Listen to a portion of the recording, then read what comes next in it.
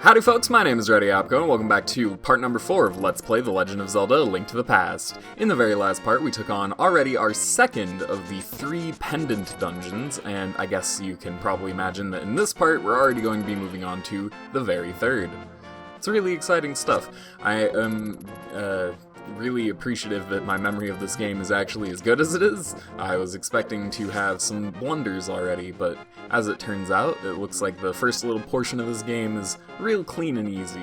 So, we're going to start off this part here, using the new upgrade that we got from the Desert Temple. Well, first off, we've got a bag of magic powder here.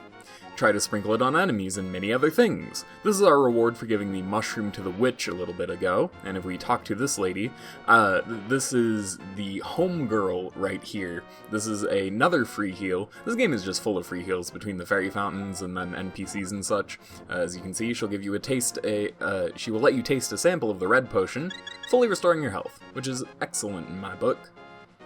Makes it it's a lot easier to go here and heal, because it's right across from the sanctuary if you're starting from over there. And with the newfound power of the Power Glove, we can lift up these white stones and continue on to the very, very northeastern corner of the map here. This was previously inaccessible to us, but thanks to the abilities that we now have, can go on in here. And I believe these enemies are these guys are choo-choos, are they not? And as a matter of fact, I can now totally see how their design would inspire the later Choo-Choo designs. That's actually really cool. As a kid, I just thought they were weird, wiggly, like, I don't know, like fake rupee guys, I think is what I was thinking that they were. I'm not 100% sure, but they always trip me up. You can't hit them with your sword or else they will shock you and deal damage to you. You gotta hit them with the boomerang first. But as with most enemies in this game, it is a lot easier to just avoid them. If you can, that is. Sometimes they will, get right in your critical path and block your way, just like this Zora is doing here. And yeah, this is actually this game's version of the Zoras. They are not very nice to you. In fact, they are quite mean. But if I'm thinking about it, Zoras were an enemy in the very, very first Legend of Zelda, right? They were the similar enemies that would fire fireballs from you, or fireballs at you from the water. Really obnoxious enemy in my book. But if we can manage to get through this little area, we're going to end up getting an upgrade that lets us get multiple more upgrades, which will very much help us in the fight against fire here. You want to come here once you have 500 rupees, and at the very end of this long walkway. Wahaha! What do you want, little man? You have something to ask me? I would like some flippers. Wahaha! But I don't just give flippers away for free. I sell them for 500 rupees a pair. What do you do? Well, I guess I'll pay the 500 rupee fee. That's rather steep, but one pair of flippers coming up. I'll give you a free bonus with your purchase. I will let you use the magic waterways of the sea folk which link lakes and rivers. When you see a whirlpool, dive into it. You never know where you'll surface. Wahaha! I enjoy the Zora King. It was a cool animation. And we have purchased the Zoras Flippers. With these, you should be able to even swim in deep water.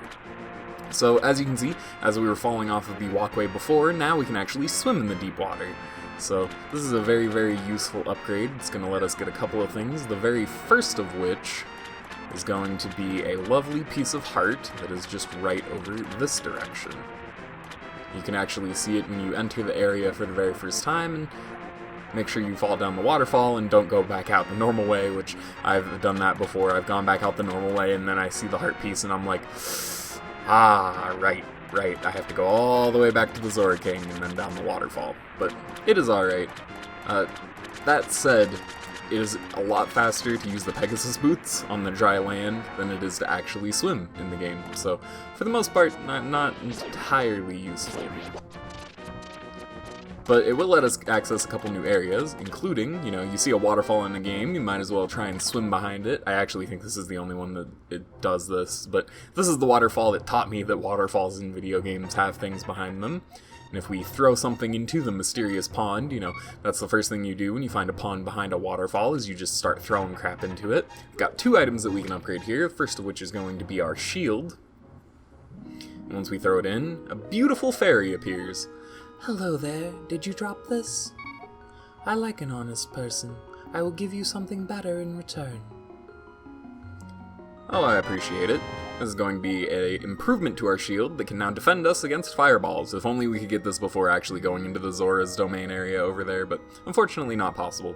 So you don't actually have to exit the cave and re-enter it in order to re-trigger it. You can just dash into the wall and then walk back into the requisite spot to throw another item. There's a neat little trick to reset it.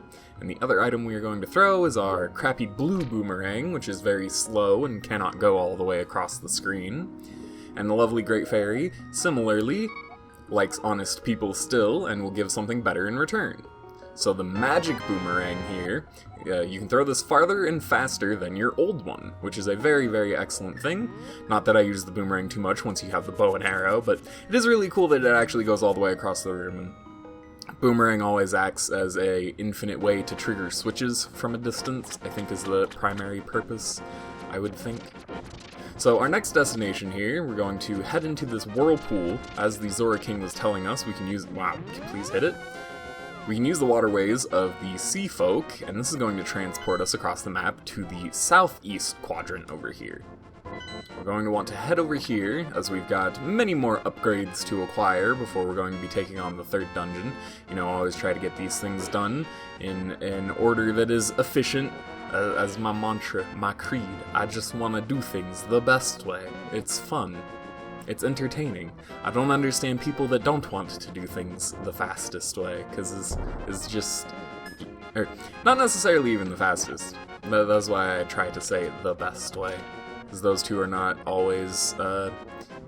would it be not mutually exclusive, or they are mutually exclusive? I'm really unfamiliar with proper use of that term, if I'm being perfectly honest. But ignoring that, it's a lot easier to talk about the game than about my inability to speak the English language. We've got two secret holes that we're going to unblock here. The very first of which, got a guy. What are you doing down here, guy? Being all hidden and stuff. You can earn a lot of rupees by defeating enemies. It's the secret of my success. Well, I'm gonna go ahead and steal all your success, considering that I need more rupees for my adventure. That said, now that we've crossed the 100 threshold, I can't think of anything in the immediate future that we're going to really need rupees for. We're just going to need this 100 for something that is coming up relatively shortly. And if we head right on in here, through the cave that we bombed, we found the ice rod. Its chill magic blasts the air, but watch your magic meter. Sounds like a great plan to me. We've got the tool that Sahasrahla told us about. I believe this is Lake Hylia. I'm pretty sure that, or Hylia. Again, I'm always flip-flopping with the pronunciations, but this is the only relatively lake-shaped area in the game, so I'm gonna go ahead and call this Lake Hylia. It works for me. So there's the secret that Sahasrahla told us about, and we're going to now continue onward. So, got a couple more heart pieces and one other thing to collect. Oh no, I accidentally hit the screen transition again.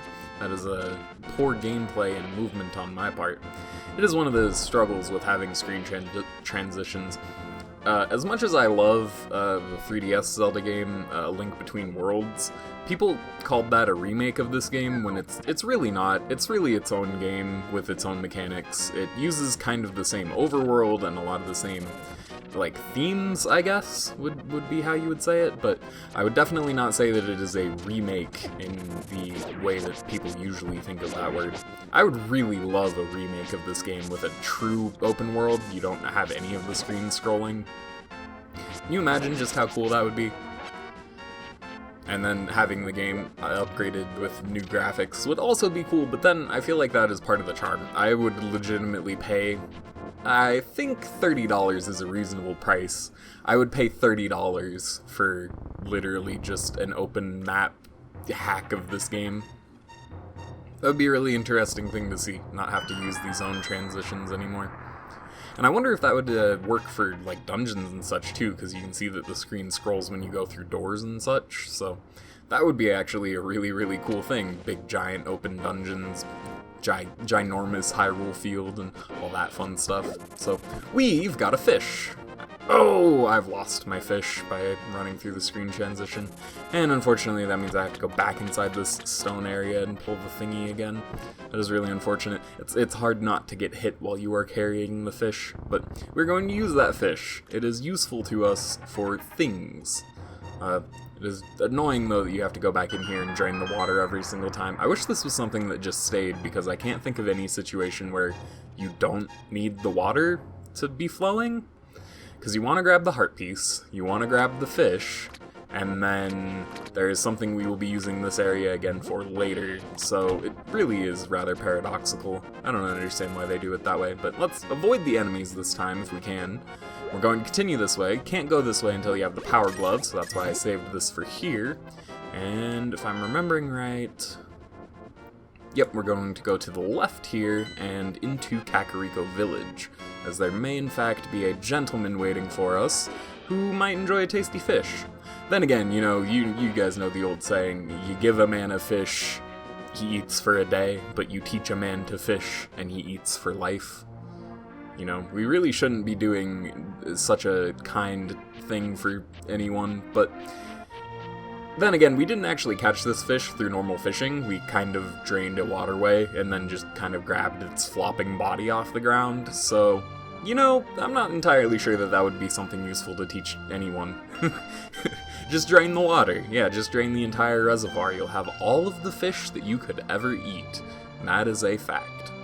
So, just head on over, take our fishy boy to a lad that is right over here. Hello, sir. Hey, they say eating fish makes you smart. You have to give me this fish for this stuff, okay? Done. Oh. Maybe I did this wrong. Well, using the 100 rupees that we have acquired, I thought that fish actually got me something. Now hold it above your head for the whole world to see. By purchasing the bottle, it's good for business. Yeah, I imagine my 100 rupees is pretty good for business, so that's going to be the second magic bottle that we can go ahead and pick up right there. And... alrighty, now that we've got this bottle in our possession, we're going to be moving right on out of Kakariko Village. And we've got only one final destination to go, and it is indeed going to be taking us to the critical path, so let's head on up. I appreciate the compactness, and I'm going to genuinely apologize for my use of, I try to say things like I appreciate and I'm grateful for and thankful. I just try to say those things verbally because I had found in the past that I had an issue showing gratitude to people, and I on occasion, or most of the time, people are pretty receptive if you were just outright and like, I appreciate you, I'm grateful for you doing this thing. You know, just saying it outright is a really nice thing to do, and I think that translates over to how I try and get value out of other things. You know, whenever I watch something or play a game, I try to find the good things about it. I find that too many people focus in on the negative aspects of media, and while there is important use for critically addressing things, I also think that there's use in just being like, hey, this is a thing that I like. Maybe I should swallow my spit on occasion. Maybe you will like this thing too. I don't know who you are, but if you are going to go up the mountain, will you take me with you? I lost my lamp, so... Well, I guess if we have to... This is fine. Watch your step. There are holes in the ground. Could you turn right here? Young man, are you also going to the mountain to look for the golden power? Just ahead is a mountain full of monsters. Many people have vanished in this mountain while looking for the golden power. I don't want to steer you wrong, so please don't get too involved in such a mad quest.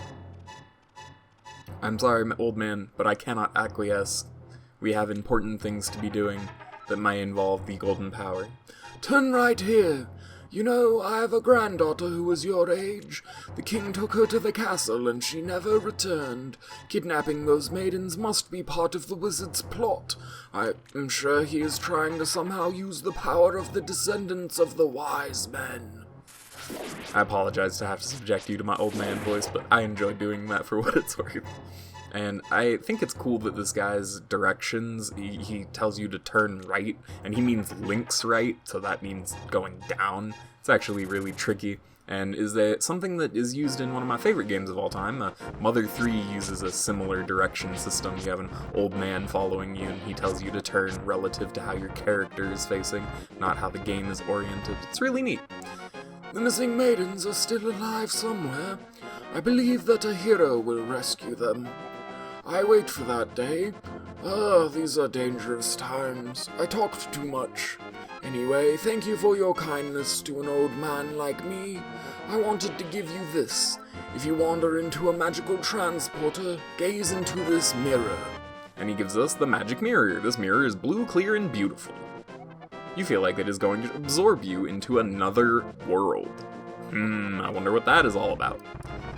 Oh, wow, thank you for the boulder that I couldn't avoid. Okay, let's not die on Death Mountain. This is called Death Mountain for a reason, and I believe if you go and talk to the old man again, I'm gonna skip through his dialogue because my voice is actually getting a little weary of doing the old man. But if you talk to him, he will go ahead and give you a full heal. As I was saying before, this game is just chock full of those full heals, which I'm super, super grateful for, but could not do without them, quite frankly. Then again, you do get the bug net and access to early bottles.